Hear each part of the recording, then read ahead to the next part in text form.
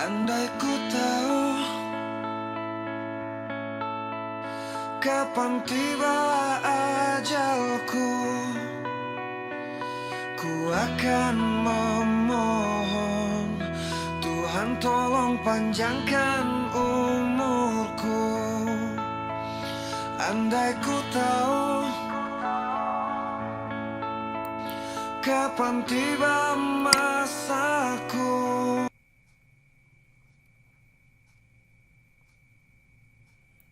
Assalamualaikum warahmatullahi wabarakatuh. Bapak, Ibu Guru Hebat Nusantara, selamat berjumpa kembali dalam EGA kita yang ke-6 dengan materi meningkatkan kompetensi pedagogik guru menuju pembelajaran efektif dan inklusif. Di mana pada bulan ke-6 ini topik kita adalah penerapan inklusivitas dalam pembelajaran. Dengan materinya mengidentifikasi kebutuhan dan menyediakan dukungan yang tepat untuk peserta didik dalam pembelajaran yang inklusif. Bapak Ibu Guru Hebat Nusantara, deskripsi penelitian kita dirancang untuk membekali para pendidik memahami prinsip inklusivitas dan nilai-nilai pendidikan inklusif. Peserta dilatih mengidentifikasi kebutuhan peserta didik serta menyediakan dukungan yang sesuai. Fokus pada penerapan pendekatan inklusif dalam perencanaan pembelajaran dan membangun budaya inklusif di sekolah. Tryout uji kompetensi inklusif mengevaluasi kemampuan peserta. Dengan pelatihan ini diharapkan peserta dapat mencipta lingkungan pembelajaran inklusif. Pada pertemuan kedua ini, tujuan diklat kita itu adalah meningkatkan keterampilan peserta dalam mengidentifikasi kebutuhan peserta didik, menyediakan dukungan yang sesuai. Bapak Ibu Guru Hebat Nusantara tadi sudah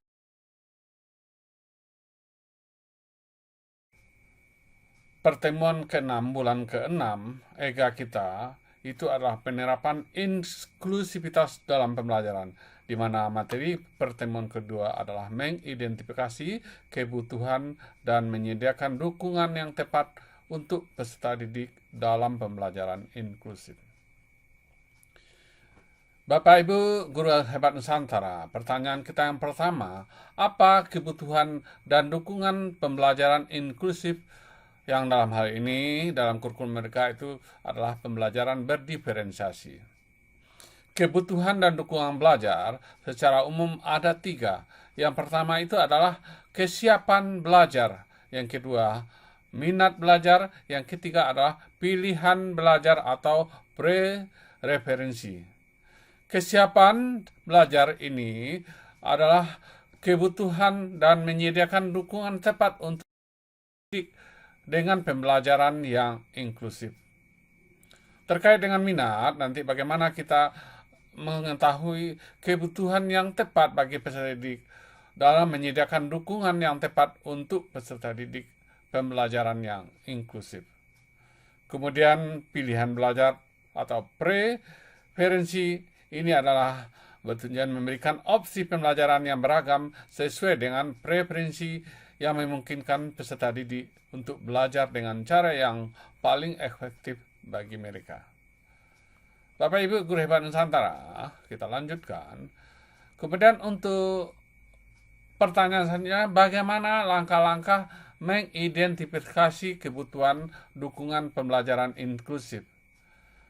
Yang terkait dengan yang pertama tadi, kita melakukan asesmen kesiapan. Artinya di sini asesmen kesiapan adalah proses evaluasi yang bertujuan untuk mengidentifikasi tingkat kesiapan peserta didik dalam mengikuti pembelajaran inklusif. Kesiapan ini mencakup aspek kognitif, emosional, dan sosial peserta didik. Adapun tujuan asesmen kesiapan ini adalah menentukan pemahaman awal peserta didik terhadap materi pembelajaran. Dan kedua, kita bisa mengidentifikasi kebutuhan individu peserta didik untuk menyesuaikan pendekatan pembelajaran. Untuk melakukan asesmen ada beberapa langkah. Yang pertama itu bisa kita lakukan dengan metode observasi. Dalam hal ini kita melibatkan diri kita mengamati langsung terhadap peserta didik dalam situasi pelajaran. Yang kedua, kita menyimak respon emosional dan tingkat kesiapan peserta didik dalam mengikuti instruksi-instruksi pembelajaran. Kemudian yang kedua, bisa kita melakukan langkah asesmen dengan melakukan wawancara. Dalam hal ini, kita mendengarkan aspirasi, harapan, dan kekhawatiran peserta didik terkait pembelajaran. Dan juga kita bisa menanyakan pertanyaan terkait pemahaman mereka terhadap topik pembelajaran. Yang ketiga, bisa kita melakukan penilaian keterampilan awal. Nah, ini tentu saja nanti kita melakukan tes atau aktivitas yang menilai pemahaman awal peserta didik terhadap konsep-konsep keterampilan tertentu. Baiklah, Bapak Ibu Guru Hebat Nusantara. Yang kedua itu adalah melakukan asesmen minat. Dalam hal ini, asesmen minat merupakan evaluasi terhadap ketertarikan dan motivasi peserta didik terhadap materi pembelajaran tertentu. Nah, dalam hal ini adalah pembelajaran kita. Minat ini mencakup aspek psikologis dan afektif untuk mempengaruhi partisipasi aktif peserta didik dalam pembelajaran. Adapun tujuan asesmen minat ini adalah meningkatkan keterampilan peserta didik dalam pembelajaran. Kemudian nantinya untuk menyesuaikan materi pembelajaran dengan minat dan kebutuhan individual. Langkahnya cukup sederhana, bisa kita melakukan pertanyaan minat. Kita buat daftar pertanyaan terkait minat, hobi peserta didik. Kemudian juga kita bisa menilai tingkat Smith terhadap topik atau kegiatan tertentu. Bapak Ibu Guru Hebat Nusantara, yang ketiga itu adalah asesmen pilihan belajar. Dalam hal ini yang dimasukkan asesmen pilihan belajar itu adalah evaluasi terhadap preferensi dan gaya belajar peserta didik. Nah, ini mencakup cara peserta didik yang paling efektif dalam mengolah informasi pembelajaran.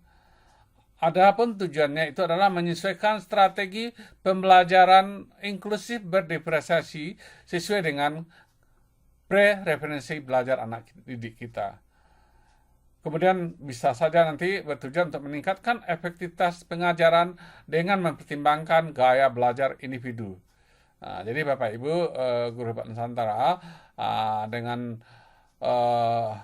pertama itu kita bisa melakukan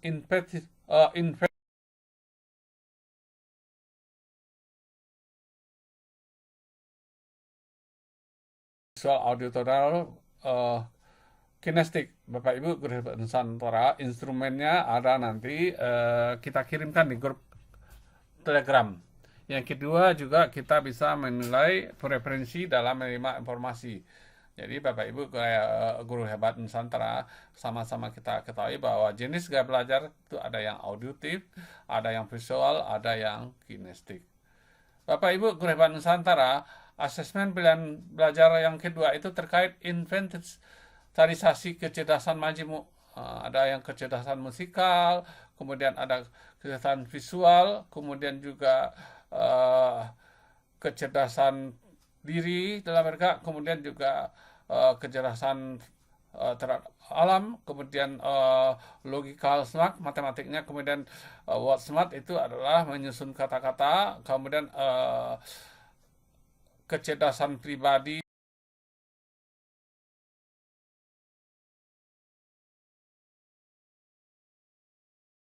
Bapak Ibu Guru Hebat Nusantara, dalam hal ini, dalam kegiatan kita, mengintegrasikan kesiapan, minat, dan preferensi belajar anak didik kita dalam pembelajaran inklusif berdiferensiasi. Dalam hal ini kita menyelaraskan kesiapan, minat, dan preferensi belajar. Kita sebagai guru menciptakan lingkungan belajar yang inklusif dan responsif. Kesiapan itu akan membantu menyusun rute pembelajaran yang sesuai dengan kebutuhan anak didik kita. Juga minat ini memotivasi mereka untuk belajar secara intrinsik dari dalam dirinya. Sedangkan preferensi belajar itu membuka peluang untuk berpartisipasi secara aktif.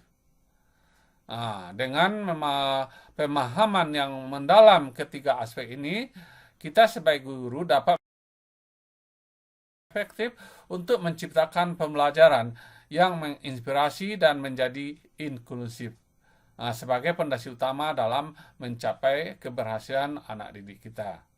Dengan demikian, setiap anak didik dapat tumbuh dan berkembang sesuai dengan potensi mereka, mengukir cara belajar yang unik dalam perjalanan pendidikan mereka.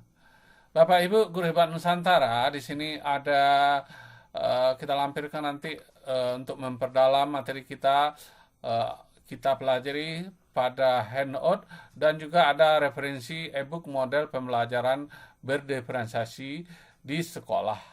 Bapak Ibu Guru Hebat Nusantara, seperti pembelajaran selanjutnya, mari kita berdiskusi di grup Telegram. Terima kasih atas perhatian Bapak Ibu Guru Hebat Nusantara. Kami sampaikan Bapak Ibu Guru Hebat Nusantara, di sini kita lihat di sini ada materi kita ini. Ini pada handout kita itu sangat luas sekali materinya. Jadi ini memang tidak bisa kita pahami dengan begitu cepat. Silakan Bapak Ibu, yang penting dulu secara bertahap dipelajari. Ini pada materi ini juga kami menyertakan kepada kita semua terkait materi-materi apakah seperti gaya belajar. Kemudian juga yang paling penting di sini juga kami memberikan contoh-contoh asesmen pembelajaran kepada kita semua. Jadi ada asesmen kesiapan belajar ini bisa saja dengan metode observasi, kemudian juga ada metode wawancara, dan juga terkait asesmen minat belajar dan juga kesiapan belajar. Jadi Bapak Ibu silahkan nantinya mempelajari materi-materi kita di lembaran informasi kita ini. Demikian saja Bapak Ibu, kami cukupkan dengan mengucapkan kepada kita semua, mari kita lanjut kepada diskusi di grup Telegram. Demikian saja, terima kasih. Wassalamualaikum warahmatullahi wabarakatuh.